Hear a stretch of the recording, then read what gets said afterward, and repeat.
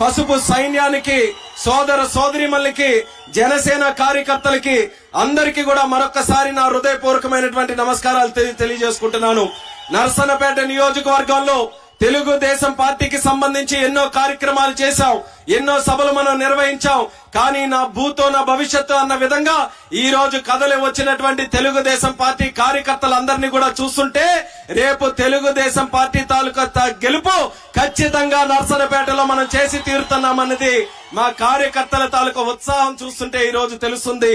ఆ ఉత్సాహాని కోసమే, మీలో మరింత ఉత్తేజం నింపడం కోసమే మన అన్న లోకేష్ అన్న గారు మన దగ్గరికి రావడం జరిగింది. మొన్ననే యువగలం పాదయాత్ర జరుగుతున్నప్పుడు మన ఉత్తరాంధ్రలో ఎంతో ఆరాటంతో మనం ఎదురు చూశాం. రాష్ట్రమంతా కూడా తిరుగుతున్నారు. కుప్పంలో మొదలయ్యింది, చిత్తూరు, అనంతపూర్, రాయలసీమ తిరుగుతూ, మరి ఒక పక్కన ప్రకాశంతో తిరుగుతూ, మళ్లీ ఉభయ గోదావరి జిల్లాలు దాటుకొని ఉత్తరాంధ్ర ఉద్యమాలకి పురిటి కట్టైనటువంటి ఉత్తరాంధ్రలో మన ఇచ్చాపురంలో మనకి ఎండ్ చేసుకుంటే మనమందరం కూడా ఆయనతో కలిసి నడిచే అవకాశం దక్కుతుందని కార్యకర్తలుగా మనం అందరం కూడా ఎంతో ఆరాటంతో ఎదురు చూశాం. కానీ ఈ దుర్మార్గుడు జగన్మోహన్ రెడ్డి వల్ల మధ్యలో కాస్త గ్యాప్ వచ్చింది.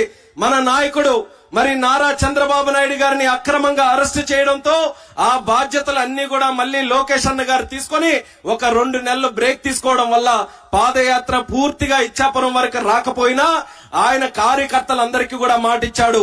లోకేష్ గా నేను రాష్ట్రమంతా కూడా తిరుగుతాను, ప్రతి కార్యకర్త కూడా కలుస్తాను, ప్రతి కార్యకర్త కూడా నేనున్నాననే భరోసా ఇస్తాను. ఆ మాట మీద నిలబడి ఈ శంఖారావం సభతో ఈ రోజు మన అందరి దగ్గరికి వచ్చినందుకు మా నర్సన్నపేట కార్యకర్తల తరపున లోకేష్ అన్న గారికి ప్రత్యేకమైనటువంటి అభినందనలు తెలియజేసుకుంటున్నాను. ఈ రోజు ఈ కార్యక్రమం తాలూకా ముఖ్య ఉద్దేశం కూడా ఈ శంఖారావంతో రాష్ట్రానికి పట్టినటువంటి తుప్పు అంతా కూడా వదిలిపోవాలి, రాష్ట్రానికి పట్టినటువంటి పీడ విరగడ కావాలి, రాష్ట్రానికి పట్టినటువంటి శనిపోవాలి. ఇది జరగాలనంటే తెలుగుదేశం పార్టీ, జనసేన పార్టీతో ఉన్నటువంటి కూటమిని అఖండమైనటువంటి మెజారిటీతో మనం అందరం కూడా గెలిపించుకోవాలని ఈ సందర్భంగా మీ అందరికీ కూడా తెలియజేసుకుంటున్నాను. మనలాంటి నర్సన్నపేట నియోజకవర్గం ఈ శ్రీకాకుళం జిల్లాకే ఆనిముత్యం లాంటి నియోజకవర్గం. ఇంకా చాలా జిల్లాల్లో, చాలా నియోజకవర్గాల్లో కార్యకర్తలు కష్టపడి పనిచేస్తున్నారు. కానీ ప్రాణాలు పరంగా పెట్టి కష్టపడినటువంటి కార్యకర్తలు మన నర్సన్నపేట నియోజకవర్గంలో ఉన్నారన్నది గర్వంగా ఈ సందర్భంగా తెలియజేస్తున్నాను. ఎన్నో ఒడిదొడుకులు వచ్చాయి, ఎన్నో ఇబ్బందులు వచ్చాయి.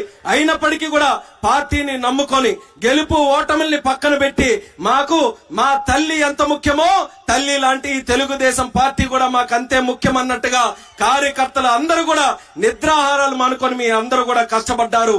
గత 5 సంవత్సరాలు మన పరిపాలనలో 2014 నుంచి 19 వరకు రాష్ట్రం విడిపోయిన తర్వాత ఒక కొత్త రాష్ట్రంగా ఆంధ్రప్రదేశ్ రాష్ట్రం మొదలైతే ఆ రోజు చంద్రబాబు నాయుడు గారు ఏ రకంగా కష్టపడి రాష్ట్రానికి అభివృద్ధి చేశారో మనం అందరం చూశాం.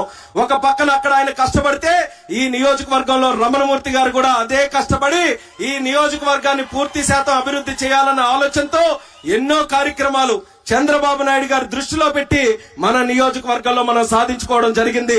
ఆ రోజు చంద్రబాబు నాయుడు గారి సహకారంతో మన నర్సన్నపేట నియోజకవర్గంలో చరిత్రలో ఎప్పుడూ జరగని విధంగా 180 కోట్ల రూపాయలతో సారవకోట ప్రాంతంలో బొంతు లిఫ్ట్ ఇరిగేషన్ స్కీమ్ ని తయారు చేసినటువంటి మా ప్రభుత్వం మన తెలుగుదేశం పార్టీ ప్రభుత్వాన్ని తెలియజేస్తున్నాను. అలాగే అక్కడ ఉన్నటువంటి కొమనాపల్లి బ్రిడ్జ్ పూర్తి శాతం మనమే అన్ని రకాలుగా కూడా దాన్ని ముందుకు నడిపించాం. వనిత మండలం దగ్గర బ్రిడ్జ్ మనం ఎంతవరకు కార్యక్రమాలు చేశామో అంతవరకు కూడా మన ప్రభుత్వంలో ఇచ్చినటువంటి నిధులతో చేశాం. అలాగే మన బుడితి దగ్గర వాటర్ స్కీము ఆ రోజు లోకేష్ అన్న గారు పంచాయతీరాజ్ మంత్రిగా ఉన్నప్పుడు ఆయన తాలూకా ఆధ్వర్యంలో అదంతా కూడా కార్యక్రమాలు ముందుకు నడిపించాం. సీసీ రోడ్లు గాని, లేకపోతే ప్రధానమైనటువంటి రహదారులు మన నర్సన్నపేట నియోజకవర్గంలో గాని, లేకపోతే తంపర భూముల దగ్గర అక్కడ ఉన్నటువంటి పోలాకిలో ఆ కాలువలన్నీ కూడా బాగు చేయడానికి కోట్ల రూపాయలు నిధులు గాని, లేకపోతే మనకి వంశధారలో ఉన్న ఓపెన్ హెడ్ ఛానల్స్ గాని, ఇలా ఏ కార్యక్రమం తీసుకున్నా సరే తెలుగుదేశం పార్టీ హయాంలో కోట్ల రూపాయలు ఖర్చు పెట్టి ఒక స్వర్ణ యుగంలాగా నర్సన్నపేటను అభివృద్ధి చేసినటువంటి ఘనత మన తెలుగుదేశం పార్టీ దన్నిది మళ్ళీ మీ అందరికీ కూడా తెలియజేసుకుంటున్నాను. ఆ రోజు రమణమూర్తి గారి కష్టంతో